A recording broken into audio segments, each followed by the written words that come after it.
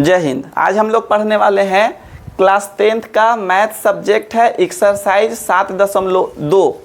ये एनसीईआरटी और सीबीएसई दोनों के लिए। इससे पीछे वाला क्लास में हम लोग टोटल क्वेश्चन नंबर 7.1 का कंप्लीट कर चुके हैं। अगर किसी को क्वेश्चन समझने में 7.1 में समस्या है तो आप वहां पर जा कर के देख सकते हैं।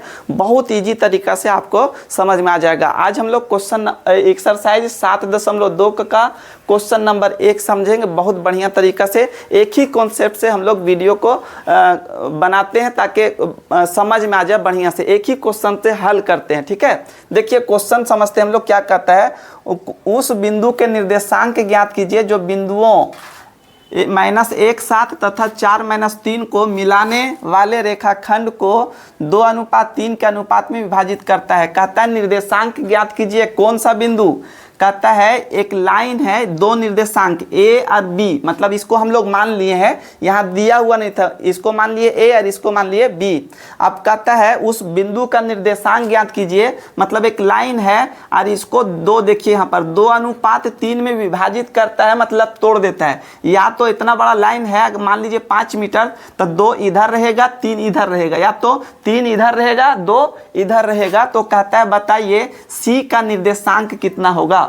तो देखिए इस तरह से क्वेश्चन अगर आता है तो उसका हल निकालने के लिए सबसे पहले हम लोग मान लिए कि a का निर्देशांक -1 और 7, b का निर्देशांक 4 और -3 हो जाएगा, और c देखिए x और y होता है। ये भी क्या होगा, x और y होता है, ये भी x y, तो ये भी कितना हो जाएगा x y। x पहले और y बाद में लिखा जाता है। अब यहाँ पर मान लिए, देखिए एक सूत्र होता है इसमें, विभाजन सूत्र। इस तरह का क्वेश्चन आएगा तो विभाजन सूत्र आपको लगाकर बनाना है। तो देखिए यहाँ पर x का मान देखिए, जैसे x का मान अलग निकलेगा y का मान अलग निकलेगा। तो x का मान देखिए, विभाजन सूत्र x बराबर m1 x2 plus m2 x1 बट्टा में m1 प्लस m2, और y निकालेंगे तो m1 y2 plus m2 y1 बट्टा में m1 प्लस m2। अब देखिए इसको हम लोग मानेंगे x1, ये हो जाएगा y1, यहाँ पर लिखेंगे ये x2 और ये वाला y2 हो जाएगा।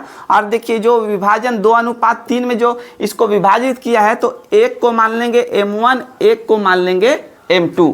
अब यहाँ पर लिख देते हैं कि m1 का मान कितना हो जाएगा 2 और m2 का मान कितना हो जाएगा 3। अब इसको हल करते हैं तो देखिए x का मान निकालने के लिए विभाजन सूत्र लगा देंगे।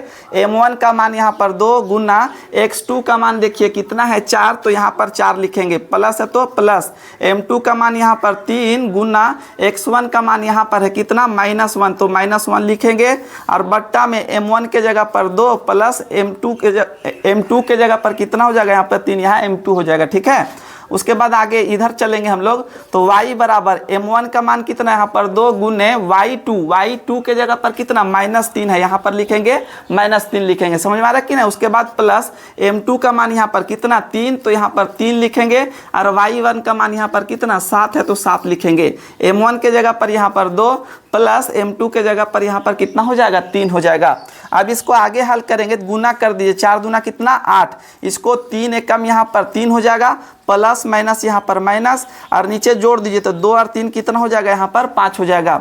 इधर हम लोग हल करेंगे तो 2 तिया कितना 6, यहाँ पर प्लस और माइनस को भी गुना करना होता है तो माइनस हो जाएगा, प्लस 7 तिया कितना हो जाएगा 21, और बट्टा में देखिए 3 और 2 कितना हो जाएगा 5 हो जाएगा। अब इसको हल कीजिएगा तो घटाइएगा तो 8 में से 3 चल जाएगा तो 5, और बट्टा में यहाँ पर कितना हो जाएगा 5। इधर हम लोग लेकर के चलेंगे y का मान, तो एक माइनस प्लस में इसको घटाइएगा तो यहाँ पर 15, और बट्टा में यहाँ पर कितना हो जाएगा 5 हो जाएगा। देखिए इधर क्या चीज का मान आएगा, x का मान आएगा, 5 एकम 5, 5 एकम 5, तो x का मान कितना आ गया 1 आ गया। यहाँ हल करेंगे y, तो 5 एकम 5, 5 दिया कितना हो जाएगा 15, तो यहाँ पर कितना बच गया y का मान 3 हो गया। तो अब यहाँ पर हमको क्या कह रहा था, क्वेश्चन कह रहा है उस बिंदु के निर्देशांक ज्ञात कीजिए, मतलब इस बिंदु का c वाला बिंदु का, तो c का x और क्या था y, हम लोग माने थे क्या चीज x और y, तो c देखिए x का मान यहाँ पर कितना निकाले 1, तो इसका हो जाएगा 1, और y का मान कितना निकाले 3, तो इसका हो जाएगा 3, और ये हो जाएगा आपका आंसर। आशा कर रहे हैं हम आपको इस क्वेश्चन को बहुत बढ़िया से समझाने का प्रयास किए और आपको समझ में भी आया होगा। अगर आपको समझ में आता है तो वीडियो को लाइक शेयर सब्सक्राइब जरूर कीजिएगा। इसका नेक्स्ट वीडियो में क्वेश्चन नंबर 2 लेकर के आएंगे। जय हिंद।